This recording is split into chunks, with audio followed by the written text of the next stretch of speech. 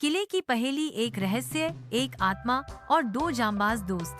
राजस्थान के उदयपुर जिले में बसा एक प्राचीन गांव शांत लेकिन डर की एक अदृश्य चादर में लिपटा हुआ था। सूर्य ढलते ही लोगों के दरवाजे बंद हो जाते और नौजवान अपने घरों में छुपकर बैठ जाते थे। वजह थी पुराने किले में बसी एक रहस्यमयी प्रेतात्मा, जो जवान लड़कों को अपने साथ खींच ले जाती, फिर वे कभी नहीं लौटते। गांव के सरपंच ने आखिरकार एक आपात पंचायत बुलाई। हमारी पीढ़ियां खत्म हो जाएंगी अगर अब भी चुप रहे, सरपंच ने गंभीर स्वर में कहा।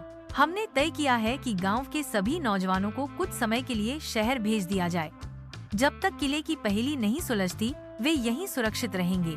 कुछ लोगों ने समर्थन किया, पर कईयों की आंखों में विरोध दिखा। उसी भीड़ में से खड़ा हुआ संजय, 25 वर्षीय निडर युवक, जिसने अपने पिता को इसी रहस्य के चलते खो दिया था। सरपंच जी, अगर हमें खतरे से बचाना है तो उस पहेली को जानना ही होगा। छुपने से समाधान नहीं मिलता। बताइए, क्या है वह पहेली? सरपंच चुप रह गया। तभी गांव के बुजुर्ग मोहन राम बोले, बेटा, उस पहेली में सिर्फ रहस्य नहीं, मौत बसी है। ये वही पहेली है जिसे हल करने की कोशिश में हमने अपने लोग खो दिए हैं। संजय के भीतर ज्वाला धधक उठी। वह अपने दोस्तों के पास गया, जिनमें से एक था नीरज, जिसने भी अपने चाचा को खोया था। दोनों ने मिलकर फैसला किया कि गांव के बाहर किसी अन्य गांव में जाकर जानकारी जुटाई जाए। बुढ़िया माई से सच्चाई। कुछ मील दूर एक पुराने गांव में उन्हें मिली एक वृद्ध महिला, जिसे लोग बुढ़िया माई कहते थे।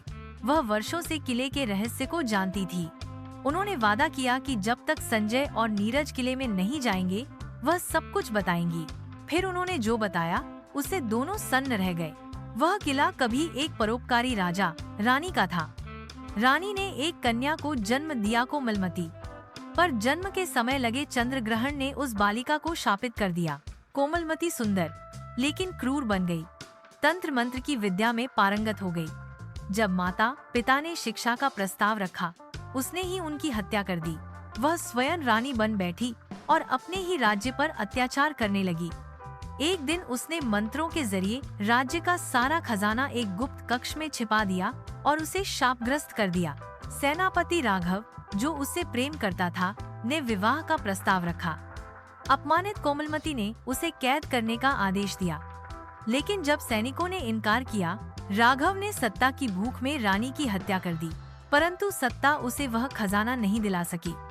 रानी की आत्मा फिर से महल में लौट आई और एक एक कर सबको निगलती चली गई। सेनापति भी अजीब हालात में मारा गया। वह आत्मा अब अपने शापित खजाने की रक्षा करती है। जो भी लालच में आता है, वह लौट नहीं पाता। संजय का फैसला संजय ने ठान लिया था। अब बस उस आत्मा को मुक्ति मिलेगी। हम अपने गांव को भय से आजाद करेंगे।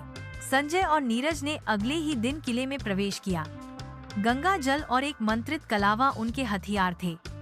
किले के दरवाजे पर कलावा बांधकर उन्होंने भीतर कदम रखा। हर दीवार, हर कोना अजीब सी सिहरन से भरा था।